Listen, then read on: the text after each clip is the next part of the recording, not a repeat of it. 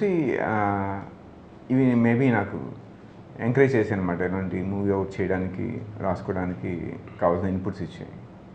Okay. And coming to Ananya, మీరు ప్రీవియస్గా మీరు కూడా కొన్ని హర్రర్ ఫిల్మ్స్ చేశారు. రీసెంట్గా ఒక హర్రర్ ఫిల్మ్ చేశారు కదా?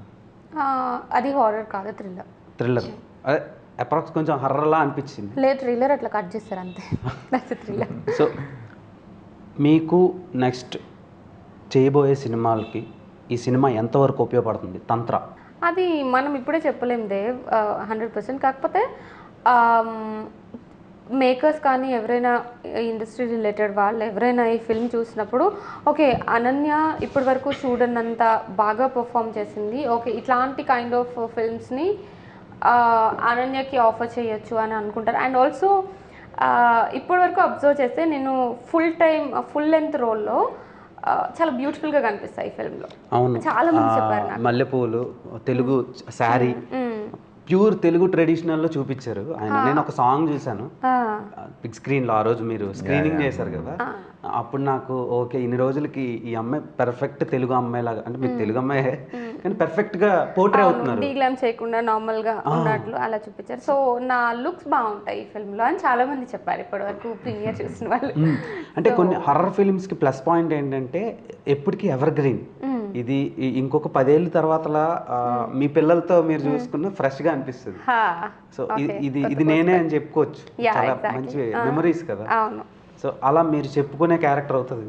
100% అవుతుంది. అందుకని నేను ఇంత కాన్ఫిడెంట్గా మాట్లాడటానికి రీజన్ కూడా, నేను ప్రీమియర్స్ చూసినప్పుడు, లేకపోతే నార్మల్గా నన్ను నేను చూసుకున్నప్పుడు, లేకపోతే స్టోరీ విన్నప్పుడు, ప్రతి స్టేజ్లోనూ నాకు ఈ ఫిల్మ్ ఒక మంచి సినిమా అవుతుంది, ఆడియన్స్కి మంచి ఎక్స్పీరియన్స్ ఇస్తుంది, నా కెరియర్లో గుర్తుండిపోయే సినిమా అవుతుంది అని నాకు నమ్మకం ఉంది.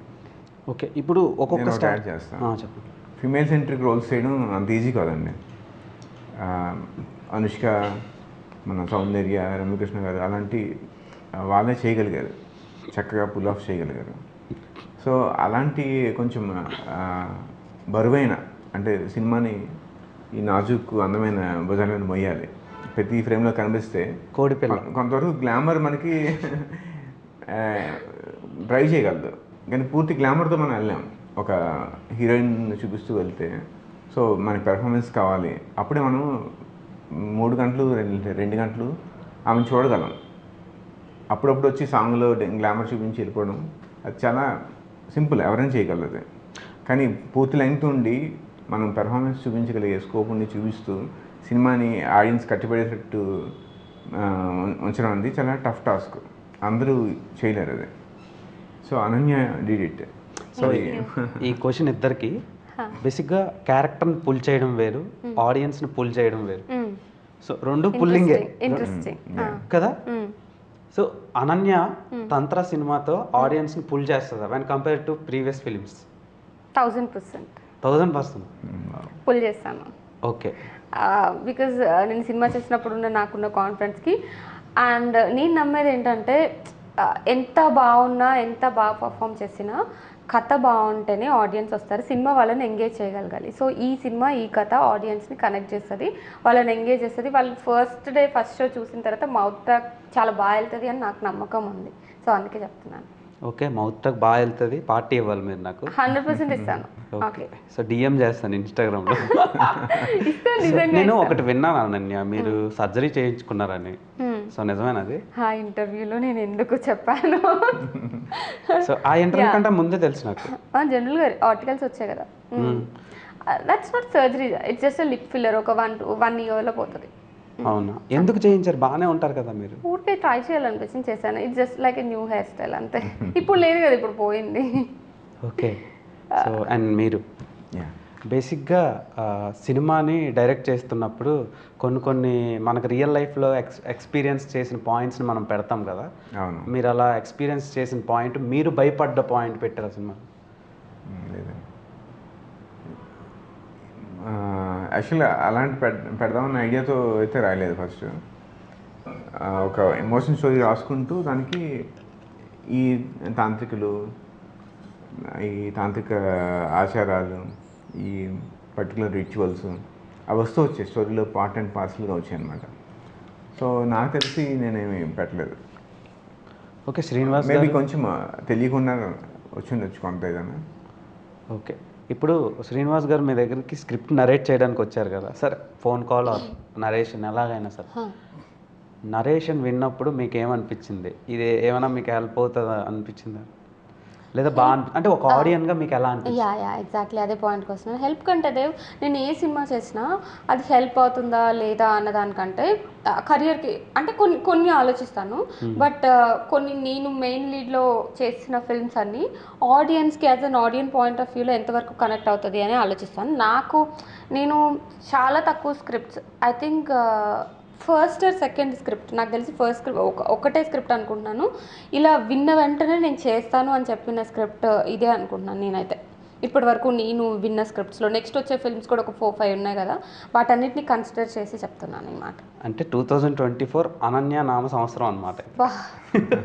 ఎంత బాగుందో వినడానికి. సో ఐ హోప్ మీరు తెలుగు కాకుండా బౌండరీస్ దాటి కూడా మంచి స్క్రిప్ట్లు చేయాలి. ఒక తెలుగు అమ్మాయిగా నాదొక స్వార్థం అనమాట, ఒక రీజనల్ ఫీలింగ్ అనుకోండి. బేసిక్గా తెలుగు సినిమాలు ఈ మంచి మార్కెట్ ఉంటున్నాయి, ఆడియన్స్ యాక్సెప్టెన్సీ బాగుంది. సో మీకు పాన్ ఇండియన్ సినిమాల మీద ఒపీనియన్ ఏంటి? ఈ సినిమా పాన్ ఇండియా సినిమా అవుతుందా? తమిళ్ అండ్ హిందీ ఆడియన్స్కి చాలా బాగా వెళ్తుంది అని నేను అనుకుంటున్నాను. బట్ ఫస్ట్ తెలుగులో చూసిన తర్వాత మేబీ ఏమైనా ప్లాన్ చేస్తారేమో. తమిళ్ అండ్ హిందీ ఆడియన్స్ చాలా బాగా వెళ్తుంది ఈ సినిమా, ఎస్పెషల్లీ తమిళ్లో బాగా వెళ్తుంది అనుకుంటున్నాను నేను. ఓకే, సో నాకు కూడా అనన్య నాగల్లా గారి అమ్మాయిగా ఒక పాన్ ఇండియన్ స్టార్గా చూడాలని. సో ఆమె ఆల్రెడీ పాన్ ఇండియన్ యాక్టర్. ఎప్పుడైనా నేను లో అయితే ఇంటర్వ్యూ పెట్టి చూసుకుంటా అనమాట. సో ఇప్పుడు మీరు ఫస్ట్ నుంచి చిన్నప్పటి నుంచి ఇప్పుడు ఒక యాక్టర్గా చాలా ఫేస్ చేసి వచ్చారు కదా, కొన్ని ప్రొఫెషన్స్ అనుకుంటారు కదా, యాక్టర్ కాకుండా ఉంటే మీరు ఏమవుతుండే? చాలా అనుకున్నాను అందరిలాగానే. చిన్నప్పుడు మరీ చిన్నగా ఉన్నప్పుడు బాగా చదివేదాన్ని కాబట్టి డాక్టర్ అనుకున్నాను. కొన్ని రోజుల తర్వాత మా మమ్మీ లాయర్ అనింది, అది అనుకున్నాను. తర్వాత ఇంకంతే, తర్వాత ఏం అనుకోలేదు. ఇంకా అందరు గో విత్ ద ఫ్లో అన్నట్టు. ఇప్పుడు మా ఫ్యామిలీలో అందరూ కజిన్స్ అందరూ బీటెక్ చేయడం, జాబ్ చేయడం, సాఫ్ట్వేర్ చేయడం, నేను కూడా అలానే ఇంకా గో విత్ ద ఫ్లో అన్నట్టు వెళ్ళిపోయాను అంతే. సో వకీల్ సాబ్ సినిమా చూసినప్పుడు మీ దగ్గరికి వచ్చి ప్యాంపర్ చేయాలనుకున్నా ఆ క్యారెక్టర్కి. సో నాకు ఈ ఆపర్చునిటీ ఇప్పుడు దొరికింది, కానీ ప్యాంపర్ చేయాల్సిన అవసరం లేదు. అంటే కొంచెం స్ట్రాంగ్ క్యారెక్టర్స్ చేస్తున్నారు కదా, సో అందుకని చెప్పి. అండ్ మీరు సినిమాలతో పాటు ఇంకేం ఇష్టం మీకు బాగా? హాబీస్ అడుగుతున్నారు. జనరల్గా నాకు ఇంకేం ఇష్టం? జనరల్గా అంటే ఏదైనా పర్టికులర్ వర్క్ మీద మనం కాన్సన్ట్రేట్ చేయొచ్చు అనిపించే? ఎక్కువగా కాన్సన్ట్రేట్ చేసేది నాకు ఫిట్నెస్ ఇష్టం, యోగా ఇష్టం, చాలా ఇష్టం యోగా. సూపర్. అంతకు మించి అంతగా ఎక్కువ ఇంకేది ఉండదు నాకు ఎక్కువ. ఇఫ్ మీరు యోగా టీచర్ అయితే నేను మీ దగ్గర స్టూడెంట్ అవుతా. నేను ఆల్రెడీ యోగా ట్రైన్ టీచరే, కాకపోతే ఎలా చెప్పాలి ఇంకా నేర్చుకోలేదు, జస్ట్ ట్రైనింగ్ తీసుకొని వచ్చాను. ఓకే, నేర్చుకున్నాక ఫస్ట్ మిమ్మల్ని పిలుస్తాను. షూర్. అండ్